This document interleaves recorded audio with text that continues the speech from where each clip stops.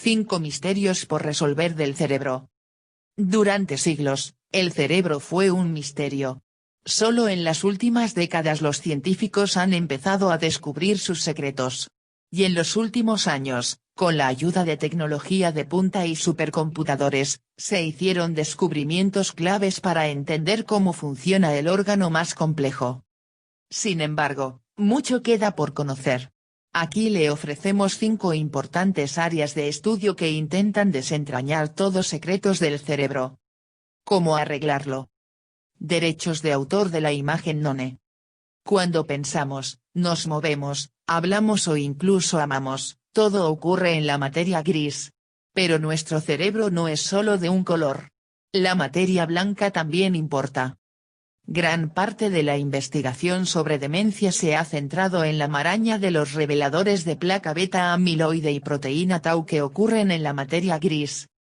Pero un científico británico, el Dr. Atticus Ainsworth, asegura que la materia blanca y su suministro de sangre son igualmente relevantes.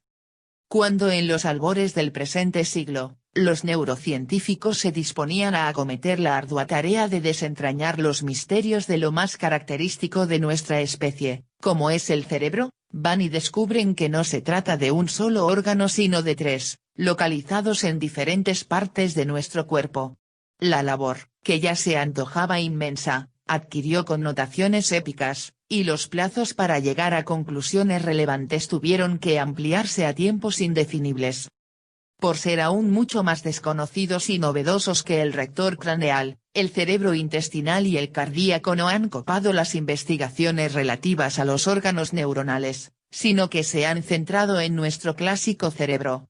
Bastante tenemos con desentrañar los secretos de las funciones cognitivas, neocorticales, metacognitivas y emocionales, como para encarar la idea de que nuestro intestino y nuestro corazón también piensan, o adquieren alguna naturaleza de consciencia.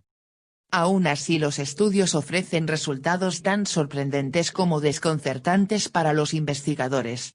Por mucho que queramos evitarlo, las ideas preconcebidas sobre la jerarquía de la racionalidad, la importancia del pensamiento lógico o la preponderancia del raciocinio sobre las emociones, esperan que sean refrendadas por los descubrimientos que los avances ofrecen a medida que se van desarrollando. Y lo cierto es que estos previos, lejos de ser corroborados, muchas veces hasta son directamente contradichos por los resultados obtenidos.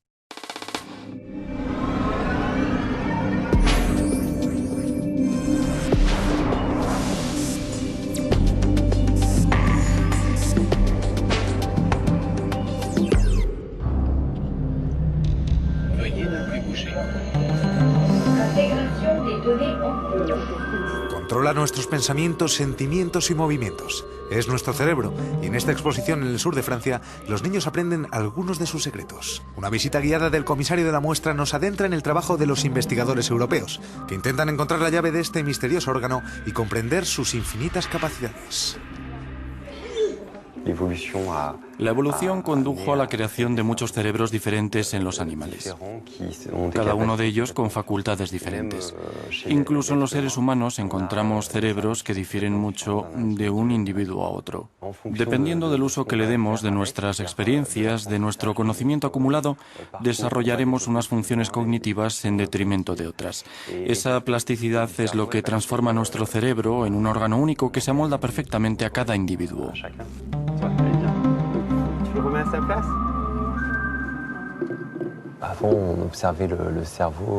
En el pasado solo se podían estudiar los cerebros de cadáveres durante o después de las autopsias.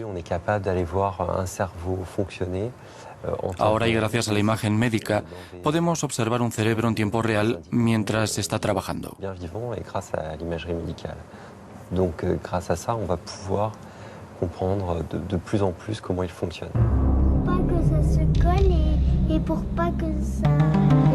D'accord. Souvent on dit se creuser les méninges. C'est pas bon. Es lógico que todo el mundo tenga miedo de tocar este órgano humano tan frágil. La neurocirugía no es una operación común, como una de apendicitis, por lo que manejar el cerebro sigue provocando mucho recelo.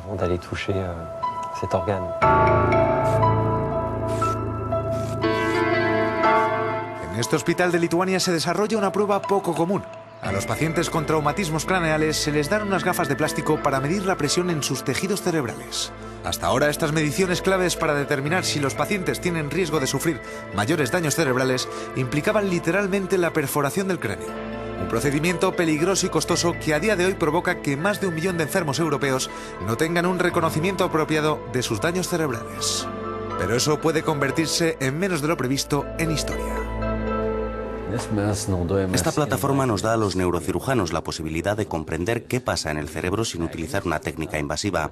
Las mediciones invasivas siguen siendo la norma de este tipo de cirugías, pero no puedes usar este tipo de procedimientos con pacientes conscientes. Este tipo nos permite crear mediciones más seguras, rápidas y precisas de la presión intracraneal.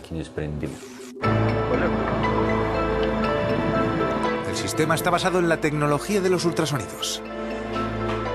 Las ondas de ultrasonido se aplican cuidadosamente en el ojo y calculan los parámetros del flujo sanguíneo en 2 regiones diferentes de la arteria oftálmica.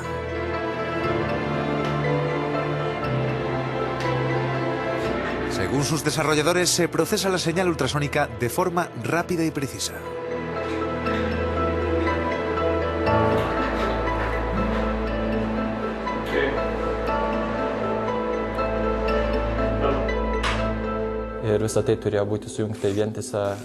Estamos intentando medir la velocidad de las partículas sanguíneas y otros parámetros en vasos muy pequeños del cerebro. El gran reto es ser precisos, por lo que nuestra plataforma tiene que ser muy sensible. Es por eso que tenemos que desarrollar tecnologías innovadoras como soluciones que procesen las señales digitalmente o filtren algoritmos. Todo esto unido en una única plataforma electrónica.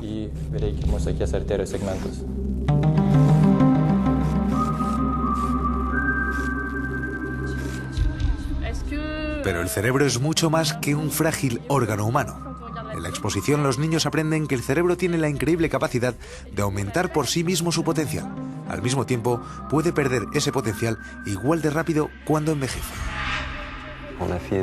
Se han hecho resonancias magnéticas a los taxistas de Londres y se ha llegado a la conclusión de que tenían un hipocampo más desarrollado que el resto. El hipocampo es la región del cerebro encargada de la memoria. ¿Y por qué los taxistas de Londres tenían un hipocampo más desarrollado?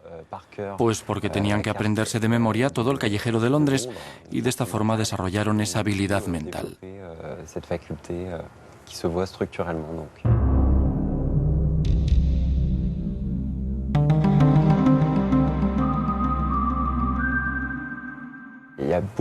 La plasticidad cerebral es el resultado de muchas cosas diferentes, pero las neuronas llegan en cabeza. Son capaces de organizarse por sí mismas, crean redes. Cuanto más las estimules, más se desarrollarán y más fiables serán esas redes. En el caso contrario, cuanto menos las estimules, más rápido desaparecerán las redes neuronales.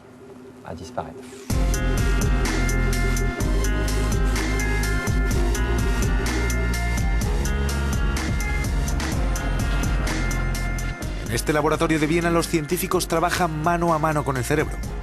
Una investigación con la que pretenden conocer los más profundos secretos moleculares de los cerebros envejecidos. El objetivo es intentar comprender por qué algunos cerebros se mantienen saludables mientras que otros desarrollan enfermedades neurodegenerativas como el Alzheimer.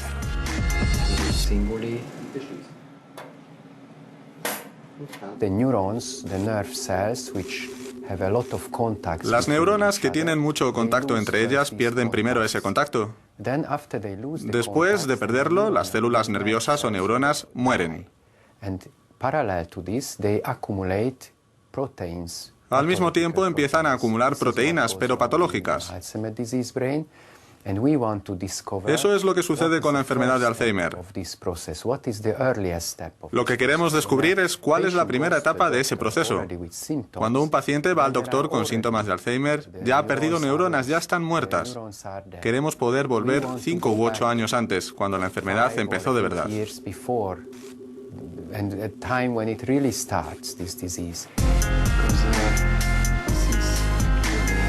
Los investigadores ya han aprendido algunas cosas interesantes.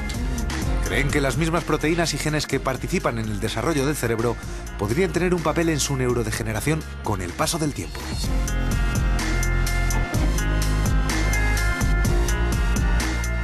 Este descubrimiento, como dicen, aporta ideas esenciales para mejorar el diagnóstico y la terapia del Alzheimer.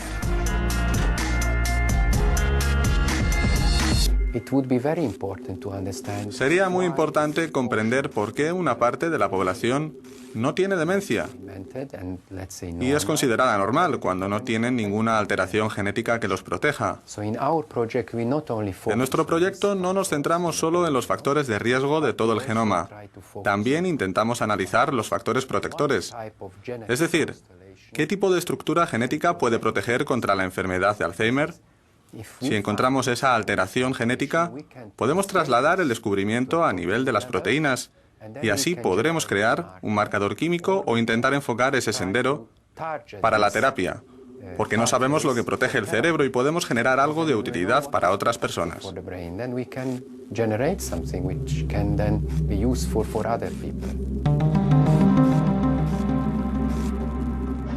En la exposición, los niños también aprenden las increíbles y todavía muy poco exploradas capacidades del cerebro.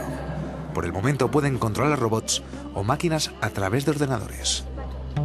Técnicas complejas conocidas como la interfaz cerebro-ordenador están siendo usadas por los investigadores para dar un poco de esperanza a personas con nula movilidad o movilidad reducida en brazos o piernas. Cada día vemos a más personas parapléjicas que son capaces de usar su cerebro para controlar máquinas a través de ordenadores. Sabemos que el cerebro tiene unas habilidades increíbles. Dependiendo de lo que conectes, los cerebros son capaces de comunicarse con esas máquinas. Así que es realmente difícil vislumbrar los límites de nuestros cerebros. En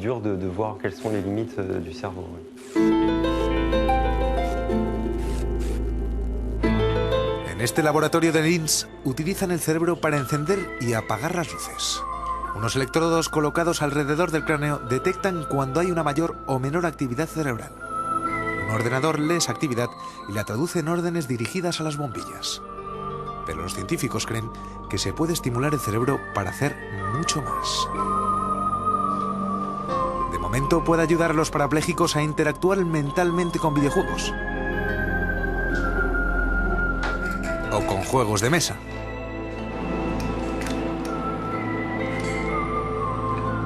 O a abrir puertas a distancia.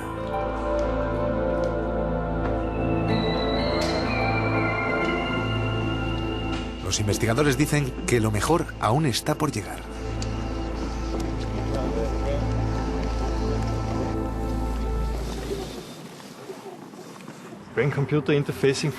La interfaz cerebro-ordenador funciona básicamente de la siguiente manera. Tienes unos electrodos colocados en puntos precisos de la cabeza donde se pueden medir algunas ondas cerebrales.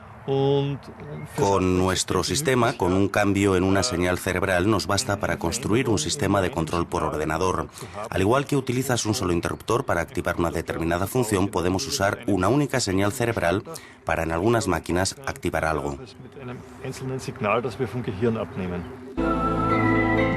Los investigadores están probando las posibilidades de controlar sofisticados aparatos voladores con una combinación de detección remota, visión artificial y ondas cerebrales.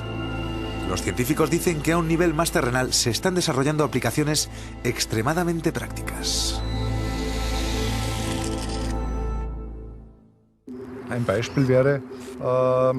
Uno de los ejemplos puede ser el control cerebral preciso y sólido de una silla de ruedas eléctrica, o controlar el ordenador con el cerebro para que así la máquina pueda trabajar mucho más rápido. Incluso podemos predecir que en un futuro las señales del cerebro ayuden a controlar la ortesis, lo que daría a los parapléjicos más graves la posibilidad de poder volver a agarrar cosas. Los científicos sostienen que este futuro está a la vuelta de la esquina. Pero para llegar, aseguran los expertos, se necesita mucha investigación antes de poder resolver los diferentes rompecabezas científicos que proponen nuestro frágil, sofisticado y virtualmente increíble cerebro.